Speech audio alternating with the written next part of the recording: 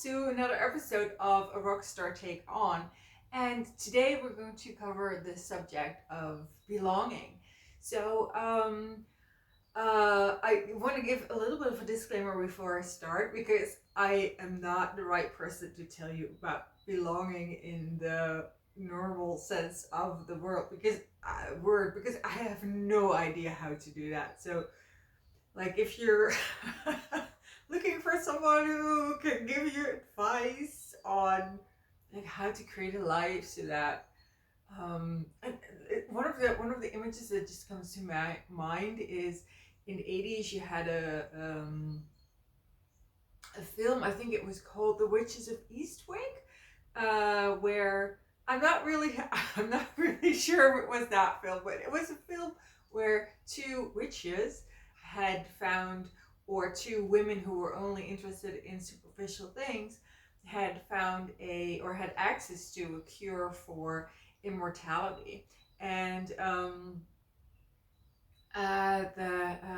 guy who had invented it, he didn't take it, or there was like he just aged, or it was a Danny DeVito character. He just went, became really old, and then they went to his funeral. And these two witches, they were not dead; they were still alive, obviously, but they had their fingers had been broken and put back together, and they had kind of they had deteriorated in a variety of ways, but most of all, they had lived like super shallow lives and they had nothing of meaning. They really had nothing to live for. And the Danny DeVito character, who I think he was the inventor of the potion that made them immortal, but maybe I'm mixing things up. I have not seen that movie in like, I don't know, 20 years, 30 years. So, uh, so they went to his funeral, and he had lived a very long life. He'd been married, he'd had children. So this whole funeral was like this display of how much he had belonged and how much he was loved. And even though he had died like normal people do, as opposed to those two witches, um, even though he had died, there was just the point of the whole story, the point of the whole movie was this contrast between the shallow desire of wanting to live forever versus really living your life within family structures, a broader community, the people you love. I have no idea how to do that. So I don't think I will make you end up like the Witches of Eastwick either. I do have depth and meaning to offer you, but how to live a life like really within the community so that when you die the whole church is like filled with people more than you because you're so deeply loved. I'm like sorry, I'm like blank here. I'm just completely, well, I'm not clueless. It's just that's just not my path. Let's just put it at that. And I'm like, no, it's uh I don't think that is gonna be me. Even though who doesn't love the idea of being loved and really belonging and being wept and mourned when you're no longer around. I mean, yeah, I would love that, but I think I'm about halfway in my life now. I'm going to be really old, or I want to be really old. Um, and from what I've seen, I have just drifted away from that kind of belonging. Like I've looked into the void, and I'm like, yeah, I don't think so. It's like I feel that for me, the price I would have to pay in order to kind of belong in that kind of way, it would not really be belonging, more like fitting in. So that's an interesting contrast, isn't it? Because we think that belonging and fitting in, like, oh, they really fit into the team. Well, that is not belonging. Fitting in is the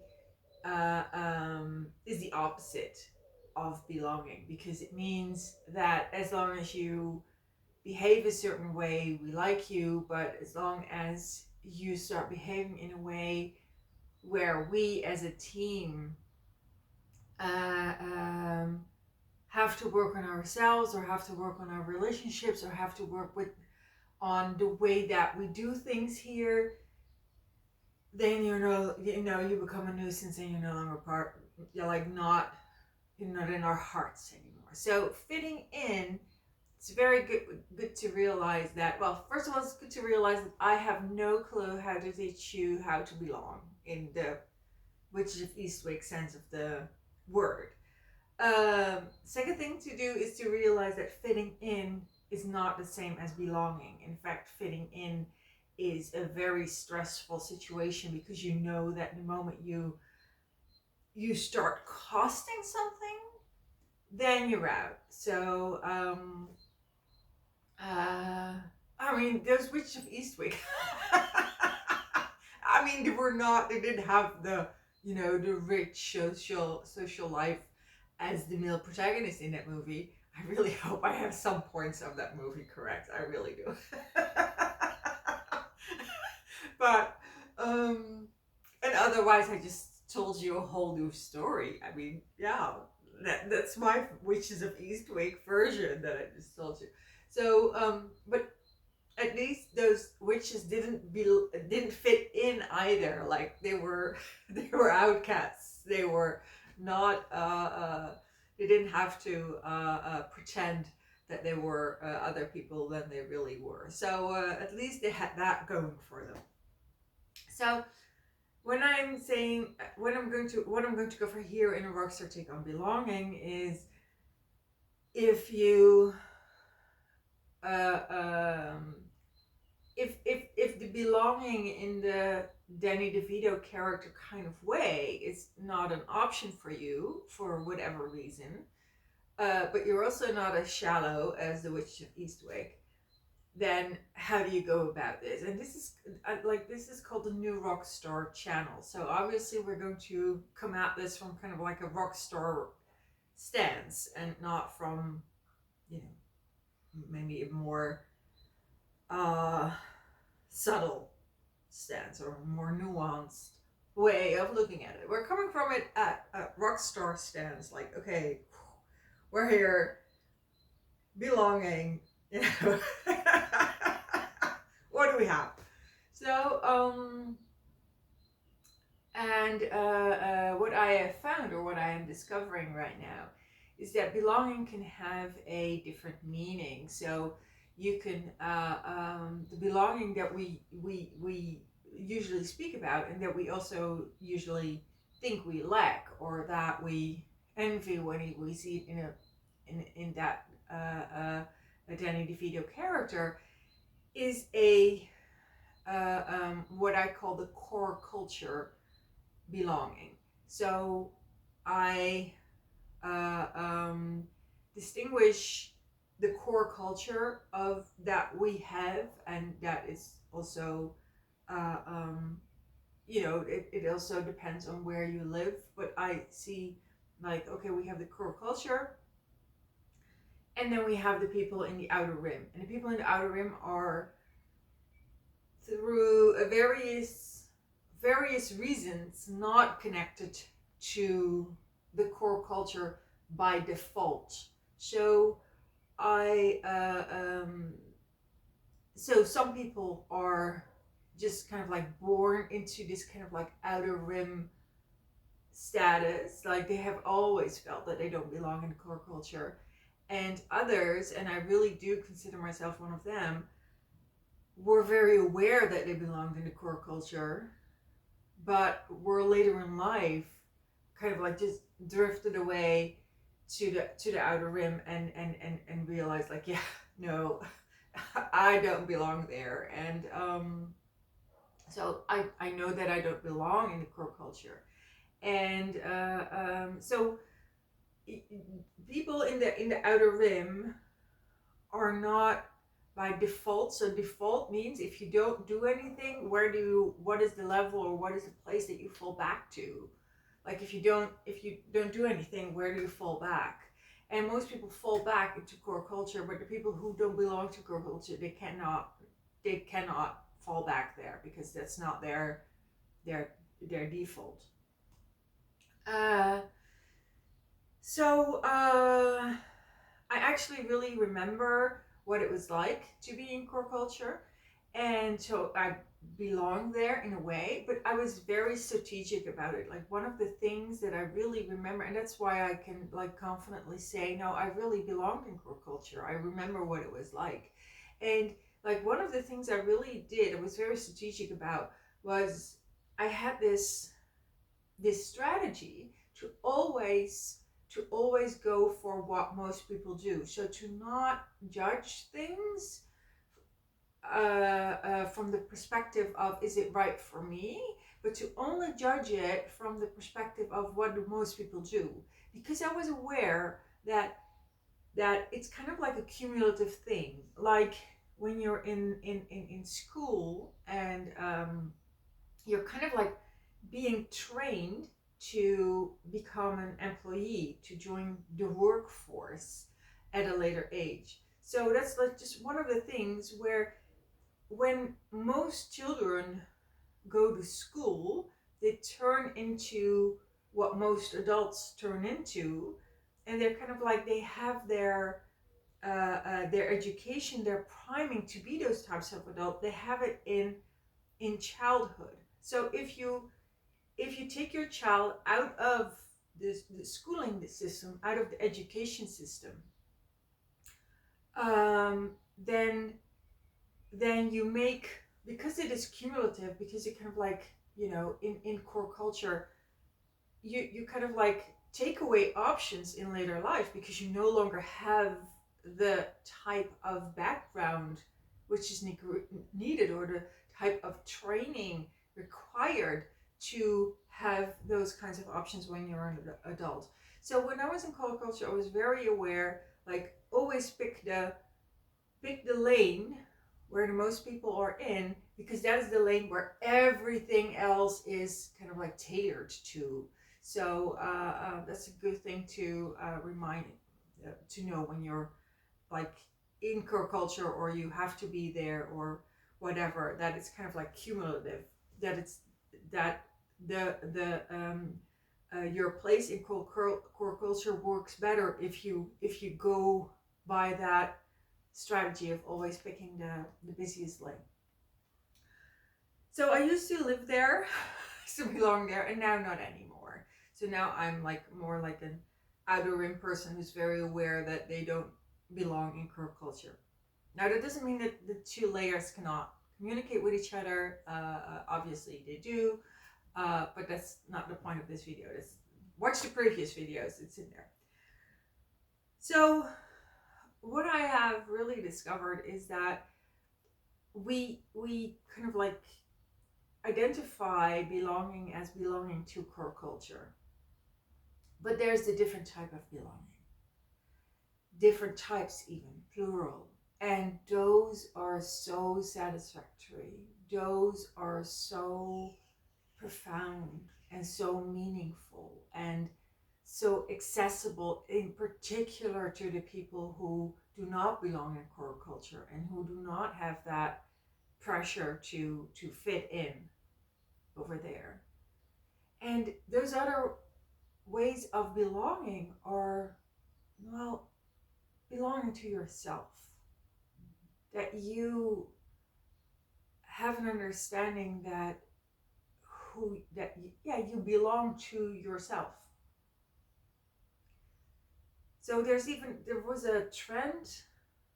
I think it's kind of like blew over by now, but it has been around for, I think the first things of the first time it happened was like early 21st century, and the last time I've heard of it was like 5 years ago or something. And it was this this trend of, or maybe if something is 15 years long, it's not a trend anymore, but it was women who married themselves. And now it's very easy to kind of like dismiss that as something shallow, but I think it is such a it's so symbolic that you marry yourself, that you give yourself the importance that you would otherwise give to your partner. And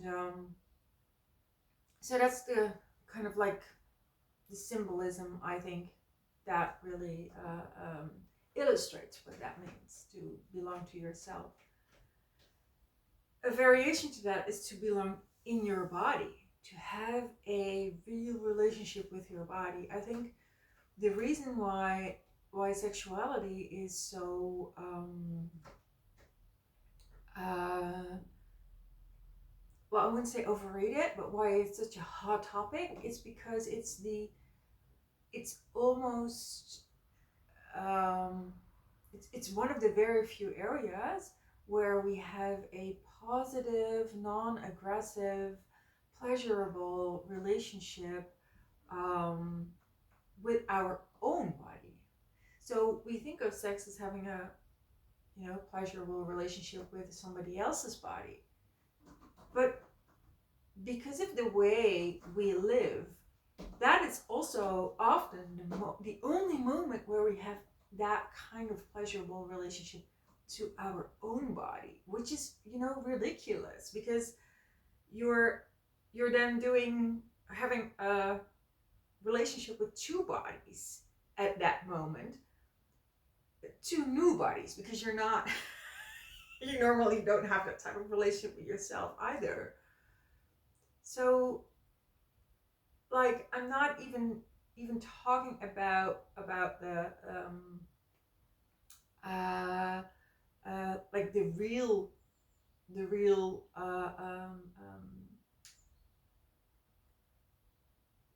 sexual part of the being together.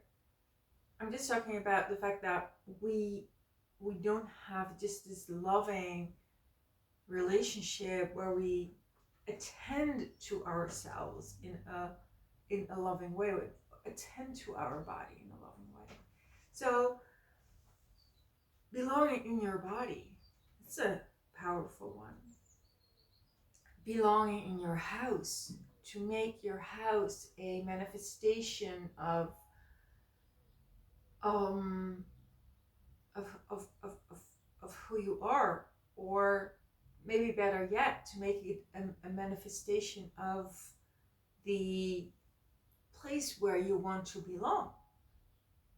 So I know, like, children often have like these doll houses, and like you're living in a dollhouse. It's just really big, and but treat it that way. Treat it as a place where you want those little dolls to live and have everything.